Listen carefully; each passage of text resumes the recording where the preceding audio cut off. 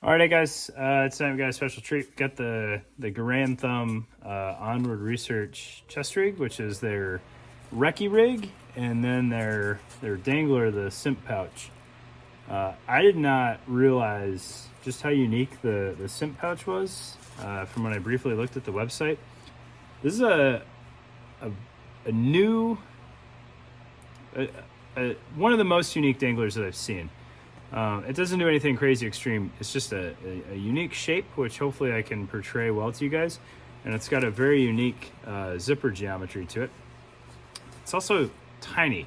So if you're not a huge fan of danglers because they flop around or move around on you, this might be the ticket for you. So I think the Simp pouch was $45, and then the Recce rig is $160. I think both are very reasonable prices for what you get. So let's throw it on the table and take a closer look. All right, so this seems a little counterintuitive, but I'm honestly most interested in the Simp Dangler here. So I want to take a quick look at that and walk you guys through it, and then we'll move on to the actual chest rig. All right, so I've just got a thermite in here to give it a little bit of body. All right, but the geometry on here is really a little strange to me, but I like it. All right, so you mount this up and down, and the zipper is at almost a 45-degree angle in comparison to the orientation of the Velcro. So you don't have an awkward like front face zipper, but you also don't have something dead center on the top where you open it up and then potentially a plate or the mags on the chest rig or something like that are keeping you from viewing inside of it, which I'm a fan of. The only thing that's still strange from that is it doesn't, at least I might be, maybe when you've got this thing really loaded out, like it doesn't want to fully pull away from the Velcro. Like you can kind of see it with the weight of the thermite in there. It wants to tuck back into your body, which I think is a good thing, right? Like it's trying to stay as close to you as possible. If you straighten that out and you assume that it's going to have to rest flat, it has a little bit of geometry, like spare space that sticks up into that Velcro space. I don't know if any of that's going to make sense, and I was moving this around too much, I think, on the video. It's just an interesting geometry on here. All right, so we'll get that out of the way, and then we'll look at the features on here. So internal, there's two chunks of elastic webbing in there, which will help retain whatever you want to have in there. Kind of interesting that it's in horizontal orientation, but this thing's definitely not tall enough for you to need to retain anything vertically, right? And then on the front face, you've got two not quite 1-inch pieces of webbing here, or molly columns, kind of. I don't know, because they're not the right spacing to be used with molly, but they're not quite 1 inch between stitches either. And then you've got some more elastic webbing on the bottom. So if you wanted to put a tourniquet on here, that would kind of be an ideal spot for that. Potentially a flashbang if you wanted to have the spoon kind of keeping it retained. And I didn't think to grab any flashbangs, so they aren't super handy right now. I think it would work okay for that, but it wouldn't be crazy secure. So maybe Chemlite bundles or tourniquet. You could potentially stretch this out over a smoke grenade. I think you've got enough there if the pouch wasn't totally full. So maybe that's something that you want to do. And then you could have some more IFAC type supplies in there, or snacks, or whatever you want, right? I think the big takeaway here is the geometry, which I appreciate that they tried a new design. And something that I honestly haven't seen done quite like that anywhere else. I know that people have been playing around with the zipper access, but this is a fresh take on it as far as I'm concerned. All right, moving on to the Recce rig. All right, I might be wrong on this, but I've heard that Tactical Tailor makes these for Onward Research. which I would believe, and I'll show you why. So the heart of it is you've got 4 M4 sized cells here, which we'll throw some mags in to see how that works.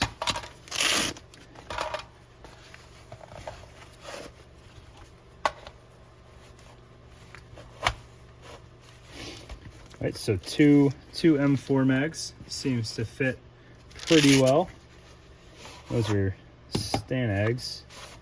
And then we'll try some M4 PMags here.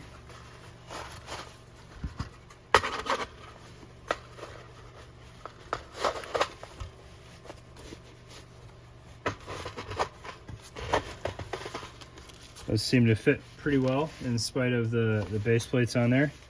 And I wouldn't even say that those don't fit. You just don't have quite as much Velcro continuity there. So no complaints there, and I'm pretty positive if I didn't have base plates it would fit even better. Let's try 308 PMag.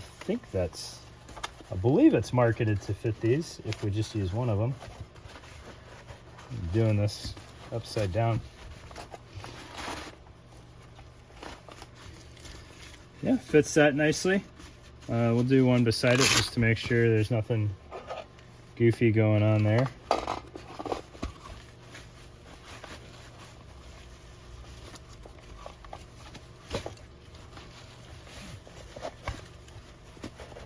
Looking like a fool here. All right. Yeah, I think two 308 mags fit next to each other pretty well there. So no complaints with that.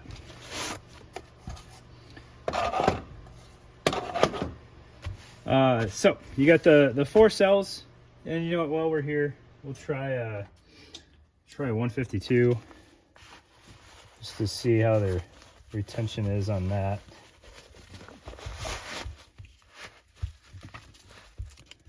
I think that fits in there fairly deep. If we tucked the flap in, we'd have a little bit better retention. It would be a little bit more snug. And then the shoulder strap comes up right there, so you could absolutely do some homebrew retention on there. Let's see how this works.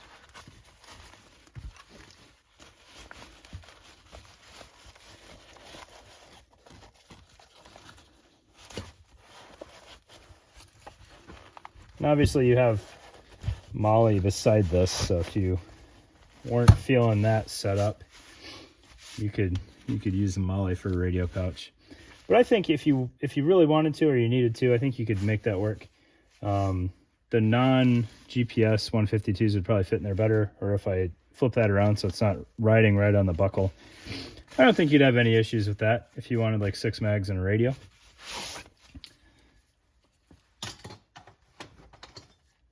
And then obviously a Motorola is going to fit that much better.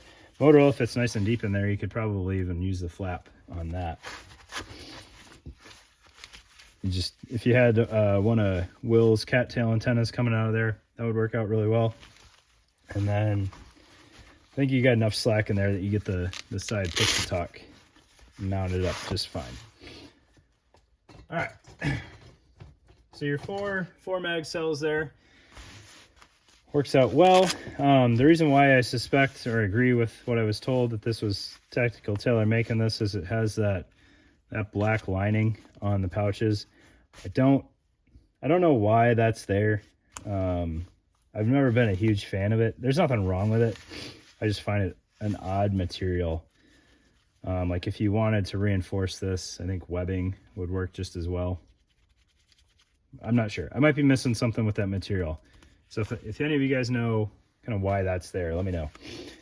And then there's a nice, it's not an overwhelming amount of Velcro on these flaps. I think it's well done that they cut this down as narrow as they did on the body of the flap and then left it as wide as they did on the front. So in a hurry, it's going to close up, but it's not an overwhelming amount of Velcro.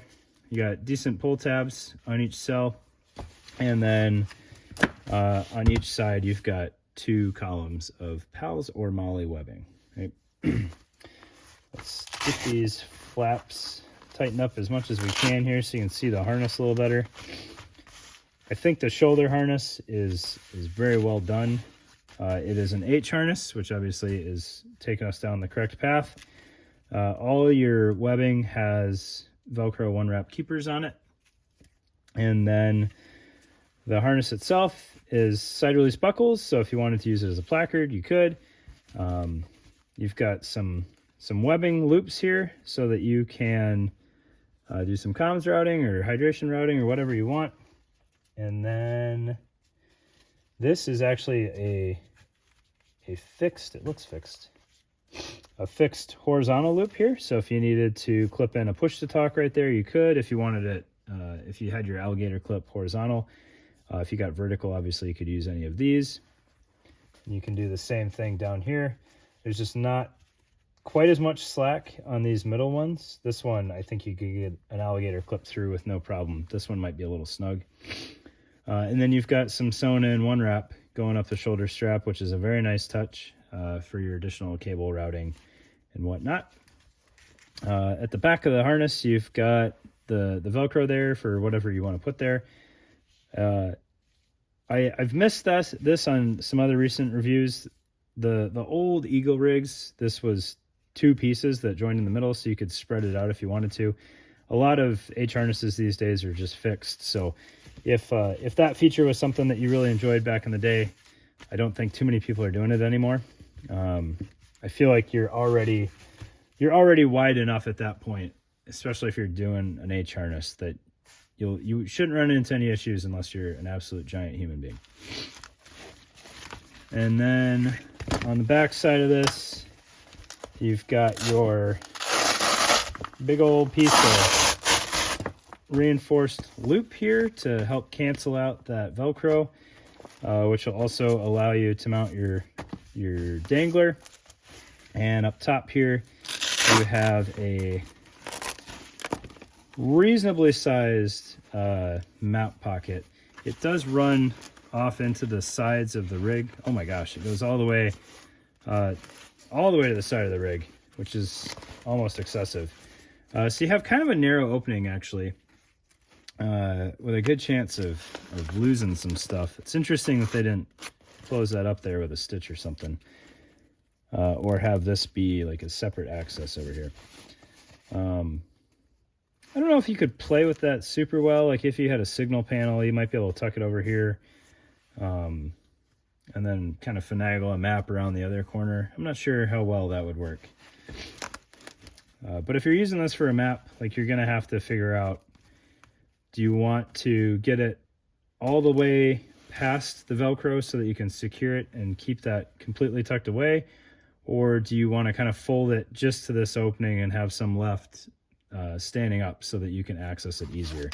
You know, it would be kind of like, do we leave it like that so we've always got access to our map, or do we fold our map the same size and then, you know, tuck it around the corners? And obviously map is going to have a little bit more body in it. It might be a little bit of a struggle to get back out. I don't think it's wrong one way or the other there. Just interesting that that's all one big pocket going all the way across. Even a stitch line, you know, right before we got to the molly would make sense to me. For 160 bucks, I don't think it's a bad deal at all. I think 45 for a dangler, even that small of a dangler, is pretty competitive. You know, you're looking at 4 mag pouches, which, you know, current non-sale mag pouches, I think if you do $20 a mag pouch, you're doing all right. So 80 bucks there in mag pouches, and then a platform for another $80 isn't terrible. Plus it's Garand Thumb supporting a good guy that's supporting the community and getting more people involved in shooting, which I think is always a good thing. Right, so there you go. That's the Onward Research Recce rig and Simp dangler. Hopefully you guys learned something about it. I for sure did. And if it's something that is interesting to you, you know, go take a look at the website and see if they got a color that you like. So appreciate your time and have a great night.